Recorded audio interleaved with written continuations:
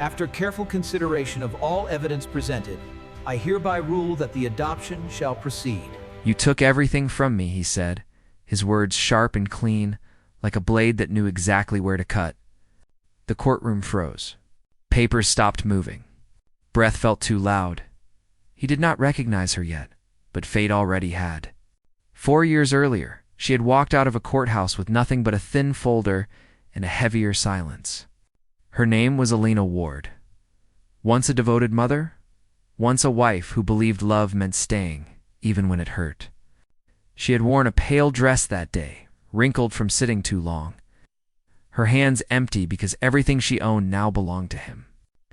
The house, the savings, even the family photos. He had asked for everything, and the court had agreed now, years later. Alina sat higher than she ever had before, calm.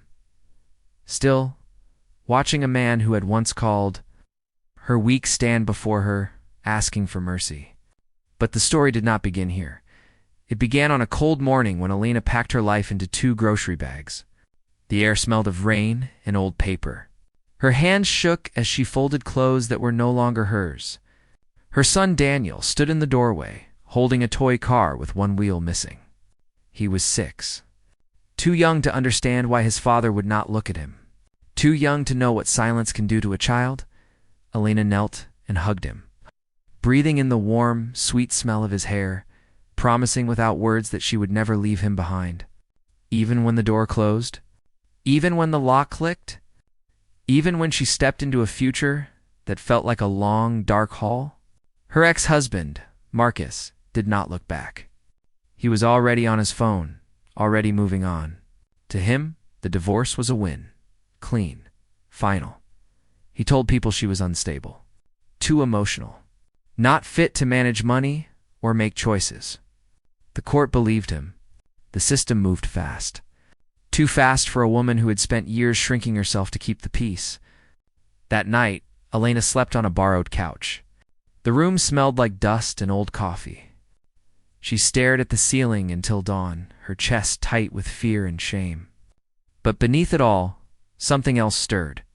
A quiet resolve. A promise made in the dark. She would never be powerless again. Alina took a job cleaning offices at night. The floors were cold. The lights buzzed overhead. Her hands cracked from soap and water. By day, she studied. Law books from the library. Notes scribbled in the margins. Words she did not yet understand, but refused to give up on. She drank cheap coffee and ignored the ache in her back. She missed birthdays. She missed sleep, but she never missed a chance to see Daniel. Every weekend, she showed up on time. Hair neat, voice calm. She listened more than she spoke. Marcus watched her closely, waiting for her to break, waiting for proof that he had been right. But Alina stayed steady, even when he made small comments, even when he laughed too loud about her job, even when he reminded her that he had one. At night, Alina dreamed of courtrooms, of standing tall, of speaking without fear. She woke with her heart racing, then sat at the table and kept studying. Years passed, slowly, painfully, but forward. Alina earned her degree, then another. She worked as a clerk, then as an attorney. She learned how the system breathed, how it failed people who did not fight back. She took cases others avoided. Mothers without money, fathers without voice, children lost between forms and deadlines. People noticed. Judges noticed. Her calm, her fairness, her refusal to humiliate anyone, even those who deserved it. She believed justice did not need noise.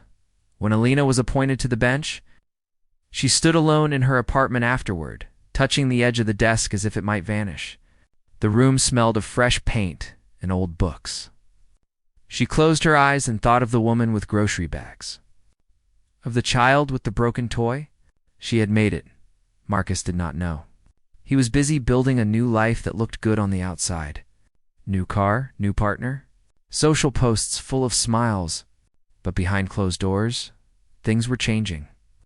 Daniel was older now, quieter, asking questions Marcus did not like. noticing things adults hoped children would miss. When Marcus filed for full custody, he felt sure. He always did.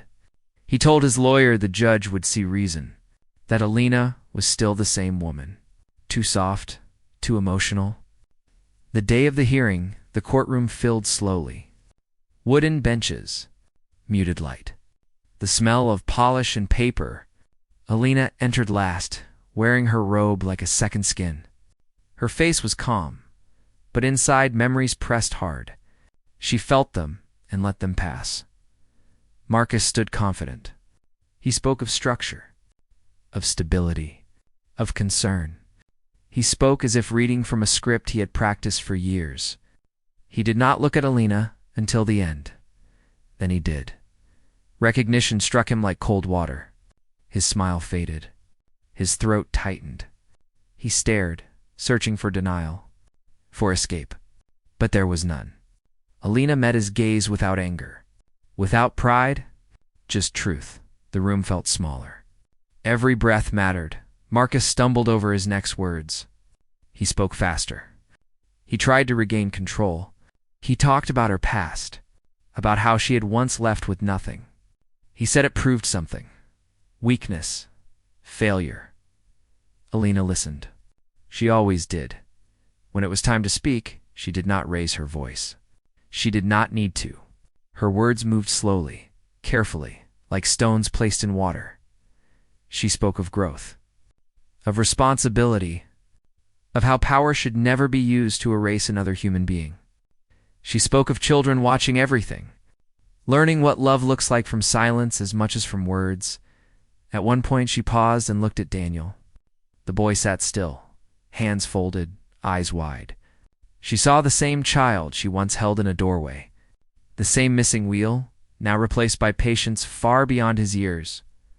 Alina made her ruling with care, not to punish, not to win, but to protect. The custody arrangement changed. Balanced, thoughtful, focused on Daniel's well-being. Marcus would still be a father, but not a ruler, not the only voice.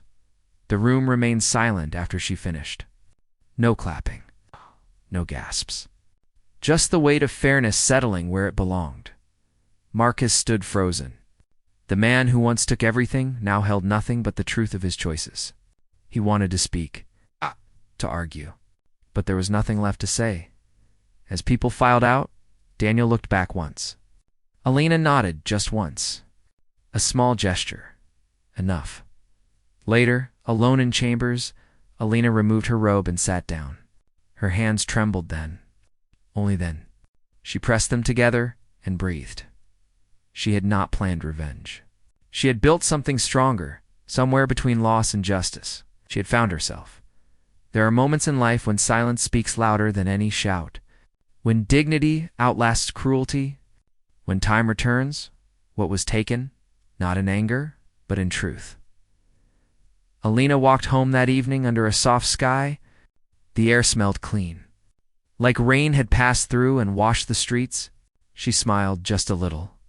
Not because she had one, but because she had become. If this story moved you, share where you are watching from. Tell us what justice means to you, and subscribe for more stories that honor quiet strength and unseen battles.